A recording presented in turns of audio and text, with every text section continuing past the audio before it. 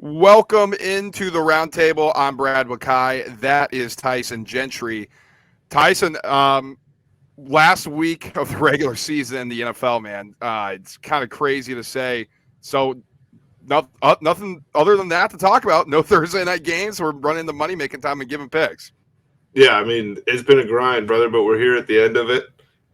Well, it's really the beginning for some people. Like, some people aren't super into most of the regular season, then they want to watch the playoffs. But holy shit, man. Like, adding the extra game, certainly, it just takes a long time to get here.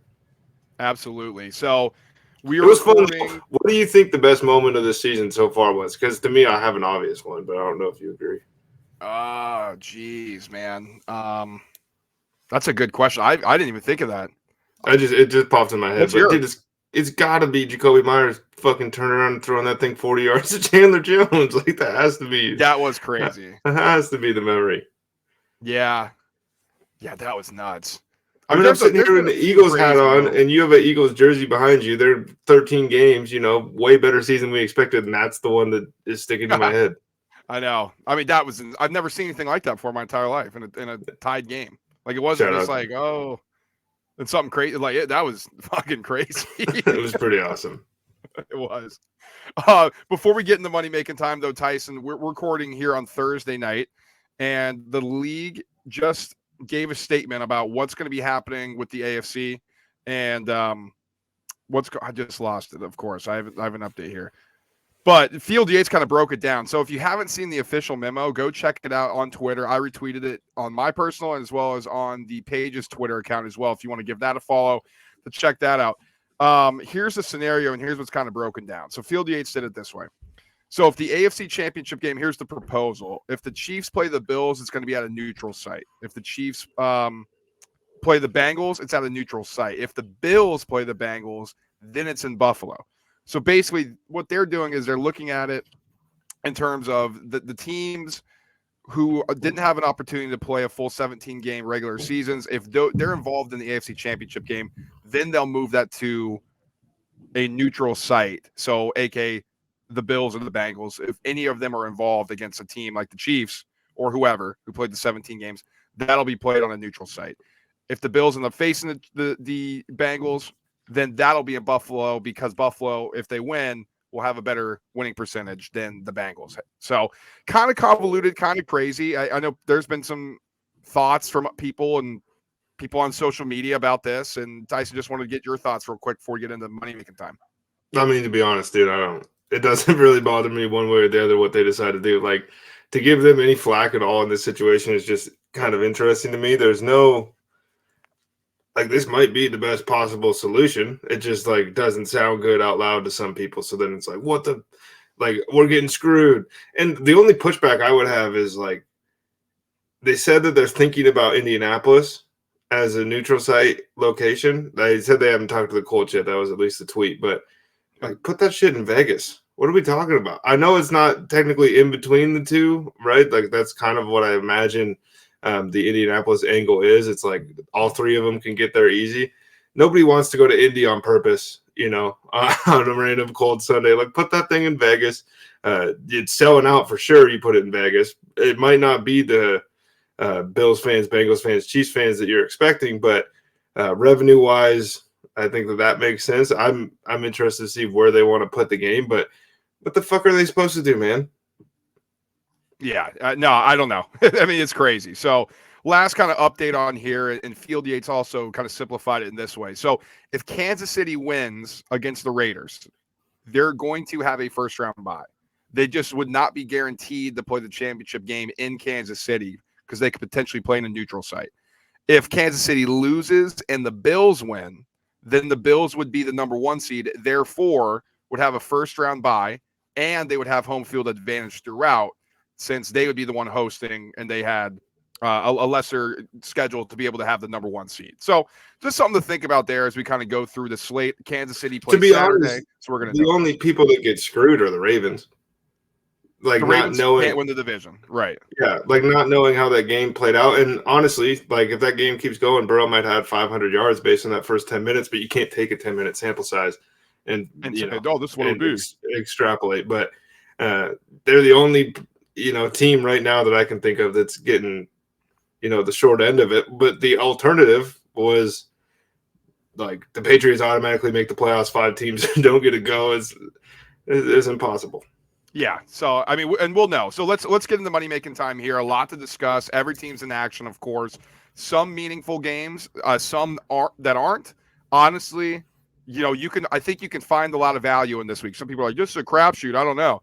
I think if you can read between the lines on some of this stuff, like there's major, major advantages to be had here for a better. You just have to get in here early. Now, a lot of these lines I think are going to move before the kick because we're going to have information. So let's start here. This is on Saturday. This is at 4:31. Now, if the Chiefs win this game, which they're 9.5-point favorites, as you can see, if they win this game, what's the incentive for Buffalo? Well, the Bills probably want to have that 2 seed. Let's be honest. So then when they play, there's probably still an incentive to win that game. And obviously, even though the Bengals have won their division, if they go up to the 2 seed, that's a major advantage for them as well. So just something to think about here. Tyson, Chiefs -9.5. Raiders looks like they're going with Jarrett Stidham again, although apparently he has a shoulder injury. I don't know if that's true or not. Yeah, man. He's just kind of listed. It seems like the Chiefs will be dialed in to this one. They do not cover big numbers. And apparently they're 1-12 against the spread in their last 12, or 1-11 in their last 12 against AFC opponents and against the spread. I mean, that's crazy to me. Anything you're riding in this one? Well, you just said it, brother. This is a money line play all day, I think. -420. You can tease it to wherever you're comfortable, but like nobody expected Vegas to look like they did a week ago anyways against the Niners, and I think that might be playing in. If you look on FanDuel right now, it says 57% of spread bets have been placed on Vegas. So people seem to like that number a little bit at 9.5. And I think you'd be justified to play that. But to me, this could be, the Raiders are done. They don't care. And they just get boat raced and the Chiefs win by 30. Or the Raiders are like, we're sick of losing to you guys. Like we got to save some face here. However way you slice it, I think the Chiefs win the game. And so I'm comfortable with that. Okay, -420. Are you going to put that as an official, or are you going to try to parlay that with something else? I mean, that's a parlay. That's a parlay play. Parlay piece. And we'll throw something together at the end and kind of like our money line parlay of the week, see if we can get some plus EV on any of these games that we think are going to be locks. Here's what I like in this game. I like over 51.5. I think the Chiefs are going to be full display of their good plays, with Andy Reid calling the shots here. I think, sure, they don't want to show off too much of what they're going to run, but they can score points on the Raiders without showing what's exactly in that playbook. And on the flip side here, I think the Raiders are actually legitimately competing for their jobs. We know Josh McDaniels is. In a weird way, are the Raiders a little bit more bought in to McDaniels after, like, holy shit, maybe it was Derek Carr that was the issue. We just played against the best defense in the NFL, probably should have won the game, lost in overtime. Maybe this guy kind of knows what he's doing on offense. I don't know. Maybe that's the case here. And Stidham knows how to run his offense. I think the Raiders put up points here. It's not like the Chiefs defense is any good. So I'm going to go over 51.5 in this one. Next game. This is for the division. This is huge. I mean, this is Saturday night, prime time. Titans at Jags. Jags -6.5 at home. Winner goes to the playoff. Winner wins the division. Tyson, what are you playing in this one? I'm going to be really boring this week, man. Like 6.5 to me in a game that means this much. I really want to take the Titans to cover that number, but Josh Dobbs looked pretty good a week ago. That was the first time we've ever seen him. And now I think there's more film out there. We see what they were trying to do. Depends on how Jacksonville wants to play Okonkwo, but like that's where the Titans are at, right? Is like, how is this rookie tight end going to impact this game with our third string quarterback? And to me, this is just another Jaguars parlay to put on that money, or on the money line to put on that parlay. Like the Jaguars are a better football team, and they're a better football team right now for sure. The way things have worked out over the last couple of weeks, I think coaching wise, this is one of the few times in the AFC South for sure. Might be the only one. It might be one of the few times in the entire NFL that Mike Vrabel doesn't have like a definitive advantage going into here. I think Doug Peterson's going to have these guys ready to roll, and I think the Jacksonville Jaguars are your 2022 AFC South champions. I'm taking the points with the Titans. I really like the Titans in this spot. Primetime dog, division dog, and with the coach Vrabel who doesn't get blown out. I mean, at least Very rarely. I mean, I think the Bills game might have been the Unless first it's time the like, Bills. Yeah. they truly got their ass kicked. And the Cowboys, they were starting Josh Dobbs, didn't have Derrick Henry. They rested their guys for this game. The Jags are on a short week, and the Titans defense is getting healthy at the right time. I think they might win this game. I mean, legitimately. I don't know, man. I have a weird feeling, and yeah, Dobbs is going to play. Tyson, I would not be shocked if Malik Willis is used in gadget situations on the read option. Just giving them something else to think about, a little bit more of a threat, because Dobbs isn't mobile at all. But if you just can't tee up on or Yeah, but what's the threat if he can't throw the ball?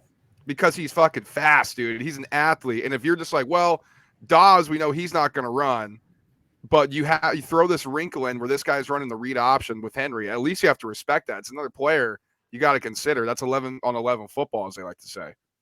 I mean, all those points are true, but like the guy we're talking about, I just don't think is it.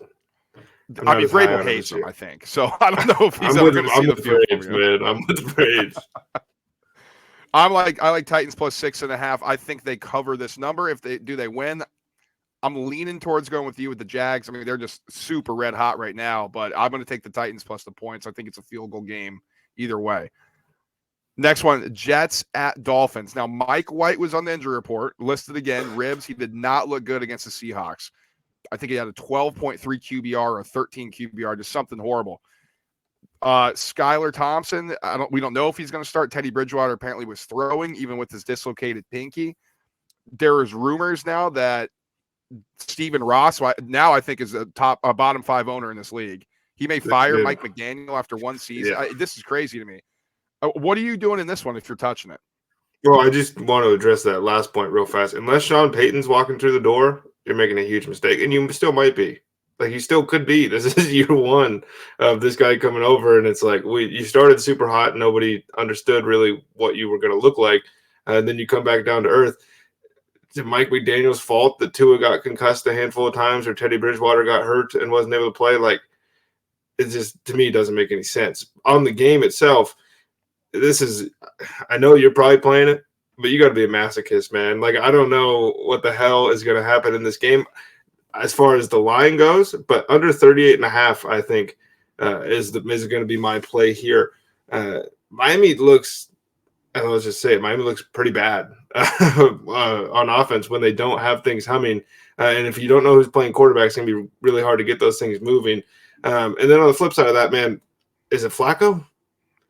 Like, he's just going to have to throw the shit out of the football, and I don't really love that for the Jets. And I know it looked cool early in the year when he's throwing for 350, or in the preseason when he's put up 400 on people, right? You extrapolate the stats out. It's week 18. Granted, he's elite in January, so maybe, but like, to me, the under here is the play. But also, how bought in is he, right? Like, exactly bullshit. He got benched, he was pissed, and he didn't dress. Like, I don't know how bought in he is. Like, here you go, Joe. Here's your team. He's probably like, fuck you. I'm not playing. So I'm not touching anything in this one. To your surprise here, Tyson. Honestly, when I was looking at it, I'm like, I got way too many bets so, in a crazy week. But I'm not going to touch this one. I think maybe some live betting opportunities. If a team goes up by a lot, goes down by a lot, there could be something on the back end. I need some more clarity on what the Dolphins do. So nothing for me in this game. This is a banger. Browns at Steelers. Steelers minus 2.5. For somehow, some way. If they win this game, Tomlin's streak of not having a losing season is alive somehow. Browns would love nothing more than to beat the team that's bullied them and kicked their ass for decades and to end their dream. Are you playing this one? Well, yes, I'm going to play. But, like, to start that, I think, like we say, Mike Tomlin needs more respect. And I think what people think we're saying is, like, the same thing everyone else says about, oh, Mike Tomlin's a great coach. Yeah, he's one of the best coaches in the league. Mike Tomlin's one of the best football coaches in the history of the NFL. Point blank, period. He's one of the best coaches to ever walk the sideline for any team, and I think that blows people's minds still because it doesn't feel like it because he was in the division at the same time as the greatest dynasty the sport's ever seen. What Mike Tomlin's done this year in Pittsburgh is one of the greatest coaching performances over the course of a year that I've ever seen. Dude, this team sucks. Like, talent-wise, they shouldn't be here at all. And he said it. He's like, we're going to grow up tonight. And they go out and they win the game a couple weeks ago, and they grew up. And I'm going to go under at 40.5 here. I don't think there's a ton of points. The Browns still look like shit on offense. The Steelers don't score the ball a ton. But, like, this is one where I'm having a really hard time talking myself out of Mike Tomlin doing Mike Tomlin things and going above 500, which is just a lot. Man, we've been hating so hard on the Steelers for like 2 years, and this dude just won't go away. Dude, he wants to just make us look like fools. So I'm going to do one last thing here. I'm going to double down. I'm doubling down here. They can't, the Browns match up so well against the Steelers. Like they just match up so well. The two elite edge rushers off the side. Well, Clowney's not really elite anymore, but when he's one-on-one, he can win. This is still not a good offensive line that the Steelers are throwing out there. And I understand Najee Harris and Jalen Warren, they may run crazy because this Browns defense can't stop the run for whatever reason. But I don't know, man. This is going to be the Deshaun Watson. I know he hasn't been great recently since he's come back. This is still going to be the best quarterback that the Steelers have faced over the stretch. So better than your boy? Oh, he's better. He's better than my boy Huntley. Oh, come on. As much as that pains me to say, but look, I think this is a step up in class for the Steelers. The Browns are going to be super motivated. Stefanski has always game planned well against the Steelers defense, and I think they're going to ride that momentum that they did in the second half last week. I honestly thought their offense wasn't horrible in the second half. They want to build upon it. Like Deshaun Watson's not going anywhere. They need positive reinforcement from whatever they're going to do in the offseason here. So I like Browns plus 2.5 in a divisional game to outright win against the Pittsburgh Steelers and in their dreams like they've done the past few years. Dude, I'm liquidating all assets, emptying my accounts, and putting it on Steelers money line because you are 0 for lifetime. I think at this point picking against this guy, man. Dude, it's crazy. It's crazy. And like, anytime I back Stefanski, I hate myself. So this is like a double whammy. Another divisional game to close, Texans at Colts. Now, here's an interesting angle here. Texans lose, they lock up the number 1 pick. But why does Lovie Smith want to lose? Like, there's no guarantee that any of the players on this team want to lose this game. And on the flip side, the Colts, if they lose, then the Bears are probably going to have the number 1 pick. They screw over the Texans. Or I'm sorry, if the Colts lose, then they screw over the Texans, have them be the number 2 pick, and it improves their own draft position. But Jeff Saturday's the head coach of the Colts, and he's not thinking like that. He wants to get a win here. So very interesting angle on motivation, organizationally, and whatnot. Colts are laying 2.5 at home. Sam Ehlinger looks to be the starter. I guess Matt Ryan's the backup again. Like, I don't know what's going on here, but are you playing anything in this one? I just feel lame. I'm going under 38. Like a flat number there. I will say just a little prediction for what's going to happen. I think that the Texans have a really good shot at winning this game. And then for the next 4 months or 3 months until we get to April and draft time, all we're going to hear is about how it's not so bad to have number 2 because then you don't have to make the choice. As if the Texans wanted this to happen. What happened when the Jets won a meaningless game at the end of the season a couple of years ago? They gifted the Jags Trevor Lawrence and they ended up with Zach Wilson. It's tough from the outside because everybody wants to say, oh, they're tanking. Like, of course they're going to try to lose. These are NFL football players. They're not wired like you. This is Lovie Smith, dude. Like, he's been around the block. You think he's going to look down at that record and be, yeah, no, we can win 2 games. That's fine with me. I don't care. Right. Like, that's not how these people are wired. They're going out there to win the fucking football game, and they're better than the Colts. I just think they are. I think Texans money line is kind of a smart play here at plus money. It's just a little bit too scary for me. Yeah, I'm not taking anything in this one. You're taking the under. I'm not touching this game. I'm trying not to be super pissed on the last regular season day here on Sunday. So I'm not going to touch that one. I know. Okay, Bucs at Falcons. Now, Falcons are minus 4.5. What? That's crazy. Well, I don't know if Brady's going to play. Now, Kyle Trask is suiting up to be the backup. Blaine Gabbert is going to play at some point. Now, Brady and Bowles had a little kind of coded conversation here. Brady, well, it's not up to me. If it was up to me, we'd have a ton to work on. Blah, Bro, blah, by the Bowles way, is saying, yeah. If LeBron James said that in the NBA, people would be outside his house with pitchforks. Like, look at how passive aggressive this guy is. About Brady does it. And people are like, he's a competitor. He just wants to play the game. He does. He just wants to play. It's just that's what happens when you're the greatest of all time versus maybe a top 3 guy. I don't know, maybe. Desmond Ritter's laying 4.5 points. That seems crazy, doesn't it? Like, really? I don't know. Even if they're playing Gabbert, you'd think he's better than Ritter, right? I don't know. It seems strange that this is such a big line. I think it would be somewhat of a failure from the Bucs organization if Kyle Trask didn't get to play football. Right? Like, at least see what you have, because every rumor in the country, and that granted, that's just how it's going to go till the end of time, seemingly, but Brady's gone, right? That's what we keep hearing. So you might as well see what you got in the guy that you picked in the second round. Like, it doesn't make any sense. You don't have to win the game. I'm going under 40.5, man, and I am the Grinch at this time of year. Like, the Falcons' offense is bad. The Falcons' defense is really, really bad, but I just don't know if the Bucs are going to care enough to really like. They're going to be out there trying to score points, but it's like a bad NFL team is better than anybody else's third-string NFL football team, and that's just the way it works. Oh man, Falcons team total 22.5, such a bad number. Bucs 17.5, even worse. I'm not going to play anything in this one either. Like you said, meaningless. I think Ritter stinks. I thought it was so funny that people are like, the Falcons need to move on from Mariota and just put in Ritter. I'm like, you guys have literally watched Ritter, and you think that guy can play in the NFL? Dude, like, it was always and the worst part is, like, I know it's early in his career, but like the things he did well at Cincinnati, they don't seem to really be translating to the National Football League. And it's early, and maybe those things will cook up. But like right now, this guy looks like the dollar store Marcus Mariota, which was not what you were hoping when you made the switch. No, and I mean, dude, I watched him in the college football playoff game against like NFL players. He legitimately could not throw a 10-yard out route with any zip. I'm like, really? This guy? I mean, he's high IQ. Not accurate. High IQ, yeah. He's so smart. He's a hard worker. Yeah, so I'm not touching anything in this one. Next game here, Panthers Saints. Saints 3.5-point favorites at home.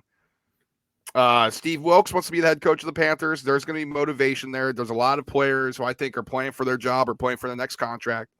Saints could be similar. I'm not sure. I mean, Dennis Allen, I don't know if he's going to get fired. They don't really do that in New Orleans. I think they probably should. Well, they haven't had to. They haven't had to. That's fair. They had Sean Payton, and he stepped away. I don't know. I like the Panthers in this one at plus 3.5, but I don't know if I'm going to play that, Tyson. Are you going to give an official out here? I think you might have an idea where I'm going, but under 41.5 points. Oh, man. I'm hitting like 4 in a row here. That's a grand slam, I think. But I just like the Saints' run defense is better than it was early in the season. Who knows? Because it's week 18. But like, the Panthers can't throw the ball on you. And if Marshawn Lattimore is going to play, we don't know. But if he's going to be out there playing, then the DJ Moore threat, and all of a sudden he's come back to life, that's mitigated a bit. I just like these are two crappy offenses playing for nothing in the last week of the season.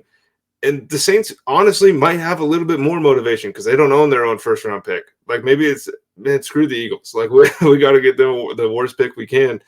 But good luck convincing 53 guys to go out there, you know, and like in spite for the ownership's bad decisions or for the general manager making a bad move. Like they're not. If anything, like they don't. You're going to draft a guy in the first round, take one of their jobs. Like they're not focused on this at all. This is just two bad football teams going to play a bad football game at the beginning of January. Good for them. Patriots at Bills. What's the motivation going to be after, you know, the Chiefs presumably win? Like we said, you know, lock up the 2 seed. That's probably the best option there. What are you doing in this one here? Not a thing, brother. This is the first one that I'm going to stay away from. And I'm going to do the same thing in the Bengals game, so I don't have to say it twice. But like that was a lot that happened on Monday, and I want to know how they're going to respond, what they look like, and how, you know, the overall vibes are pretty much in this game. Not to mention, like, the Patriots have to win. So to me, this is a wait and see kind of deal. Bills -7 for me. I like this spot. I mean, ultra motivational spot for the Bills. You get great news, or at least positive news. I think great, honestly, in the grand scheme of things. I mean, DeMar Hamlin, you know, he's responsive. He was communicating. He's been squeezing hands. If nobody's read that update, I mean, great positive news for DeMar Hamlin, which is awesome. I think that is a huge what a dog, by the way. The first thing did we win the game? Granted, he probably still thought it was Monday night, right? He probably didn't know he was right. He didn't know the situation down for a couple of days and whatever. But Man, that's a guy I want around my locker room. And Hey, then to man. say you win the game of life, like that sounds a lot better, maybe out loud than written down. So I'll give the doctors like a pass there. But I'm sure he was like, what are you guys talking about? Yeah, he probably didn't know. He's like, what? Um, yeah, I mean, great story at us now for sure. But I listen, man, Bill's got a huge like lift weight off their shoulders, I think, with that news. Like, I think, you know, their brother is good. At least, you know, he's alive and breathing. And I like them in this spot. They've dominated the Patriots. I think they want to send another message. They've got their ass kicked by the Patriots for 3 years before, you know, they got the Josh Allen McDermott era underway. And I don't think there's any let up in here. I think they might fucking just crush the Patriots. It's a bad matchup for the Pats.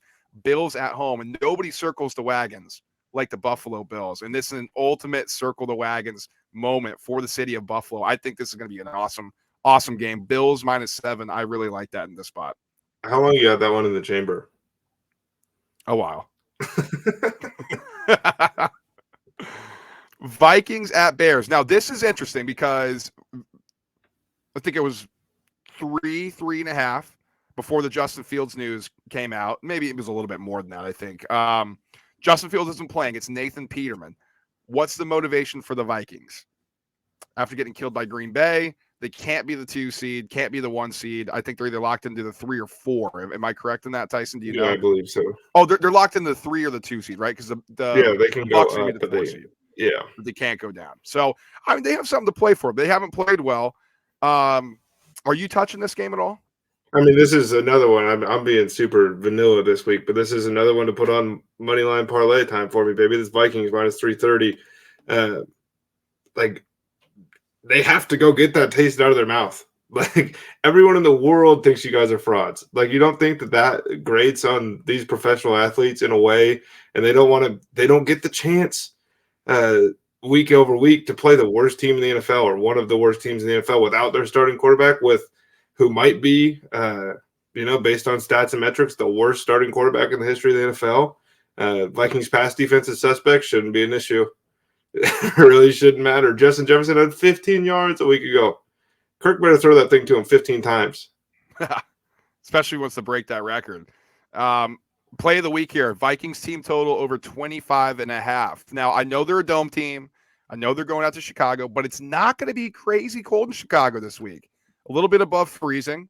And like you said, I think they want to make a statement. They want to show that they can play in these conditions. They got pounded in Green Bay. And like you said, they're going to be super, super motivated to get this victory. And I think they want to lay it on the Bears. They're going to have more possessions because Peterman stinks. You know, that's more 3 and outs, more opportunities for this offense to go down the field and score. I think they want to run this baby up quick. This is my play of the week. Vikings team total over 25.5. Sneaky anytime touchdown prop for the Vikings defense here, by the way. Ooh, I like that too. I really like that. Ravens at Bengals. Bengals -7.5. Now I know you're not playing anything in this one. I tend to kind of lean with you more on this one than in the Bills game. Clearly, Ravens. Now there's a rumor they may start Anthony Brown. There's a rumor Tyler Huntley might not play in this game, which is crazy. Ravens are in the playoffs. They can't win the division, so like I don't know. This seems strange. Now this is in the money line parlay for me. I'm not playing anything on the spread. I don't know how many of the starters are actually going to play meaningful minutes for the Bengals, so I'm passing on this one as well. Yeah, I'm passing on it, and I think as we end Week 18 in the regular season, and as the Ravens season probably ends, 2 weeks from now. We're going to hear a lot of Lamar Jackson rumors because there's not been the nicest stuff coming out. I mean, some of the stuff is so funny around contract time, and it's like, well, he's always never been a worker. Huh. It's like all you guys said for the first 3.5 years of his contract was, look at how hard this guy works. And now it's like, man, this guy doesn't want to play. We'll pay him. Pay him first. He'd be out there. Promise. Giants at Eagles in a monster spread. Eagles -14. Status it hurts, still a little murky, but the reason why this is so big is because we don't really know if the Giants are going to play their starters or not. Now, Daboll said we're playing our starters. Then he walked it back a little bit. Well, we'll see. That's why this line's so big. I think the Giants are going to try to beat the Eagles, me personally. So I definitely have a play in this game. Now, let's not forget, when the Eagles put in Nate Sudfeld, a couple years ago and basically tanked right in front of all of us on Sunday Night Football. It kept the Giants out of the playoffs. They were pissed. You don't think they remember that? Like, you don't think they remember them getting kicked in the nuts and not going to the playoffs? I'm sure they do.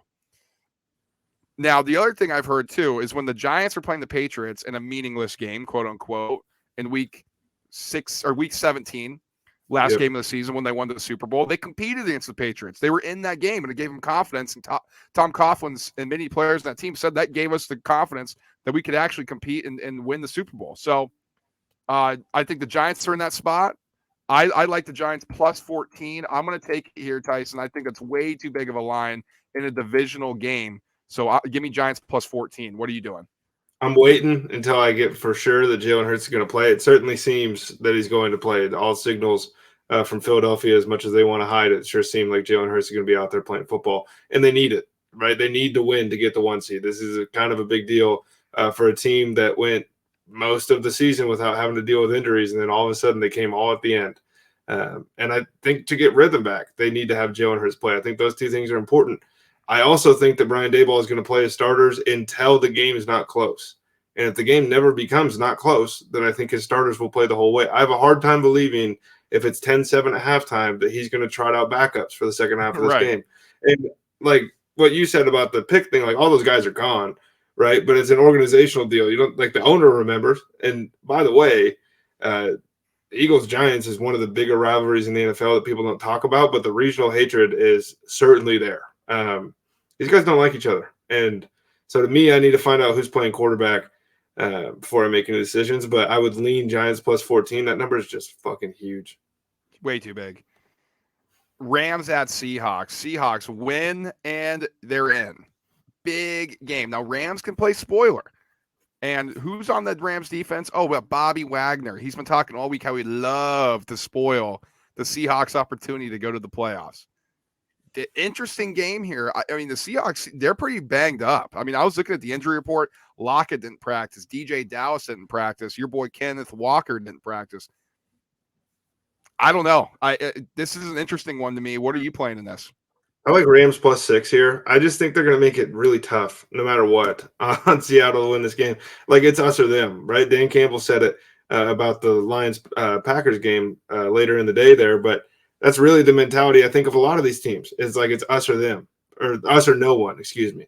Like, that has to be the Rams mentality. And I know it'd be awesome if Seattle makes the playoffs. It'd be a great storyline. They get rid of Russell Wilson. He demands out. Geno Smith looks lights out for 9 weeks, and they make the playoffs. If Seattle makes the playoffs, they're getting fucking housed. Like, they're getting crushed. So it's like one of those things where if I'm a Seahawks fan, obviously I want them in the playoffs, but I'm real nervous about what happens when you show up at the dance. I just think that the Rams are going to make things as tough as possible on them, and Seattle has come back to earth pretty significantly. I'm with you. I'm Rams plus 6 as well. I think it's too big. And the Rams have always played the Seahawks well. Like, they've always figured out a way to make that game competitive. McVay's come out and said, man, he's been humbled. It's been a very interesting year for him professionally. What did he say? Organizational failure?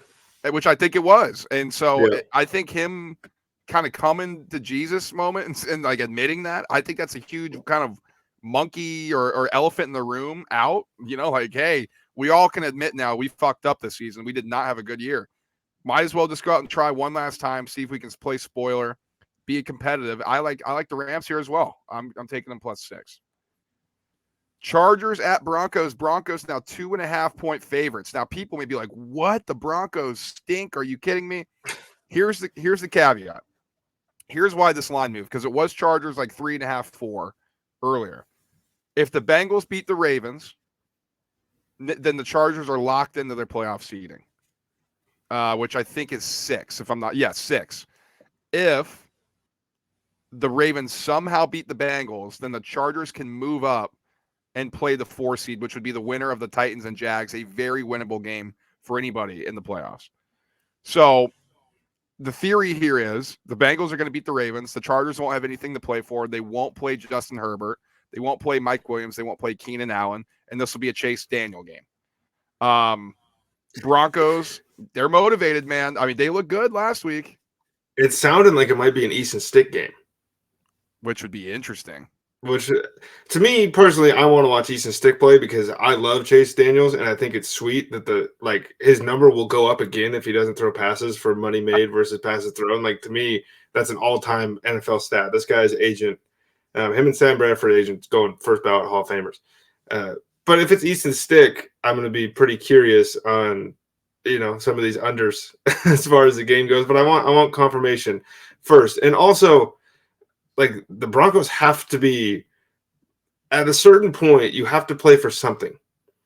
Like, they didn't get a chance at all this season, hardly, to play for something in these last couple weeks. Right? They played the Chiefs really well. It was like, where has this been all year long? You guys didn't have any fight in you. Weeks pretty much 1 through 13, and now you're showing up. I think they're kind of auditioning. It's like, hey, there's somebody out there that's going to come coach us next year, and I got to put out this good tape. So I think that's an angle too, but I got to see us playing QB. I jumped the gun here. My bad. I'm on Broncos minus 2.5. Like you said, I think they are playing for something here. And let me say this. I think you're going to get insane closing line value if the Bengals win.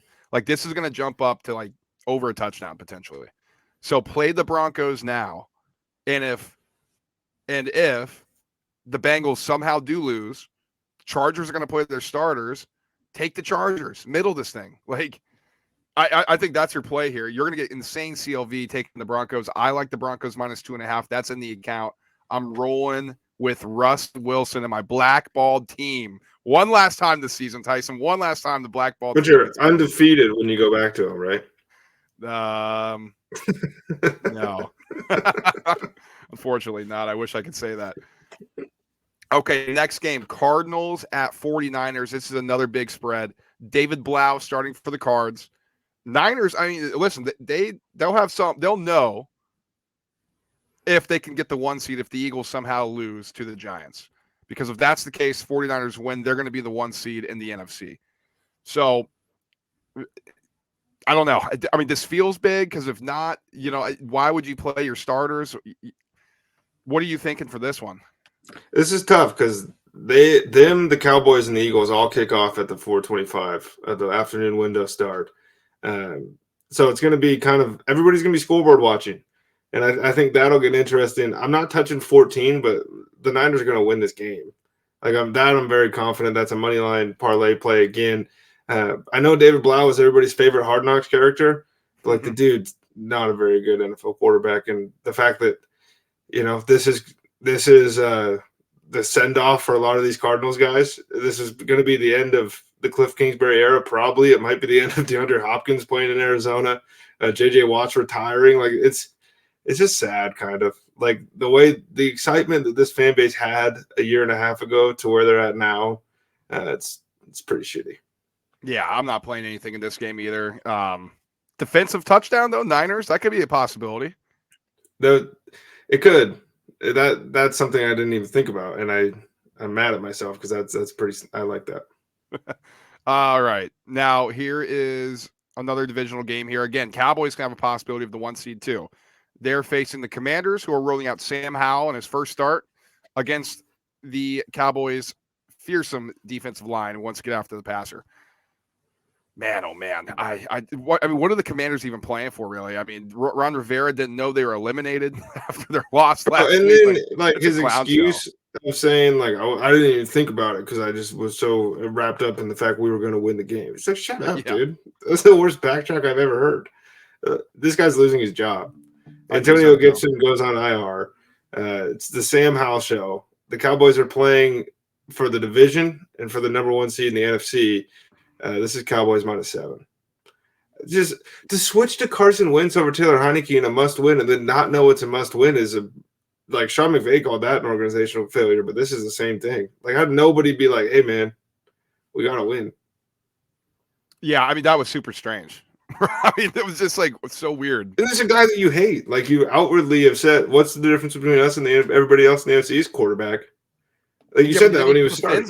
He likes him for some reason. I don't know. It's weird. He's just a backup QB guy, I think. I think it was so long that he tricked himself into thinking Carson was good again. Yeah, I think you're right, actually, in a weird way. I'm playing Cowboys team. Oh, Jesus. Not mine. That's a big spread, man. Alt spread Cowboys minus 23.5. No, I'm going to go Cowboys team total over 23.5. Now, I again, man, I just don't. Sam Howell, apparently people really like this kid. I don't know. We watched him a ton at North Carolina, and there was a couple years he was like really good. People thought he was going to be the number one pick. And his senior year, he was horrible, bad decision making. And I don't think you can do this against this defense. I think this is going to be a geared up Cowboys team who's ready for the playoffs. I don't want to lay that number just because, like, I don't know. I can't trust them really for some reason, especially when it's getting close. But I think they're going to score for sure. So I'll take their team total over 23.5 in this game. And if you're curious about Sam Howell at all, go flick on the tape of him playing Virginia Tech a year ago and come back and tell us if you think this guy's a good quarterback or not. Yeah, imagine being contrarian and taking North Carolina in that one. That was a fun ride. It was over in 2 seconds. Jesus, it was over. It was over when Metallica started playing. That's what yeah, as soon as they started running down, I was like, "Oh, this." I was like, "Well, I lost this bet. Thanks, Sam Howell." Okay, Sunday Night Football. Big implication in this division. Packers win, they're in. Right? I'm not wrong there. Seahawks have to lose for the Lions to get in, no matter what. I think so. Yep. Okay. Packers minus 4.5. Jesus Christ. I can't believe the Packers might actually make the playoffs.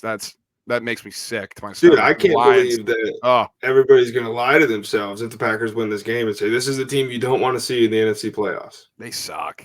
It's like, dude, I think that you could poll everybody in the NFC and you don't want to see Brady or Rodgers in the playoffs. And if you asked every other NFC team, they would say, I want to play Brady or Rodgers. Like, I want to play the Bucs or the Packers. I think careful what you wish for with Brady, though. Rodgers, that's fine. Like, Rodgers chokes all the time. But Brady, it's like, fuck, dude. Do I have to really play this guy again? But is there anything you're doing in this one? I know who you want to take, but is there anything financially you're taking? Well, I'd love to take the Lions. I really, really would. Biggest gripe with the Packers all season long was, like, where the hell did this physical football team go? Like, it was gone. And it's back. And the swagger's there. And the juice is there. It would be – like, I don't know if you could call it, but it's like a watershed moment. Like, if the Lions win this game, like, that's 1,000 pounds off the backs of every single former Detroit Lion, future Detroit Lion, current, every fan, the organization. But it's like, it's regular season Aaron Rodgers against the NFC North in a game that matters. Like, I have so much data that tells me that the Packers are going to cover this thing at 4.5. I think A.J. Dillon scores a touchdown. I'll go with that as my official play. Okay. Yeah, I mean, that's interesting. Like, I know because we're not Packers guys. Dude.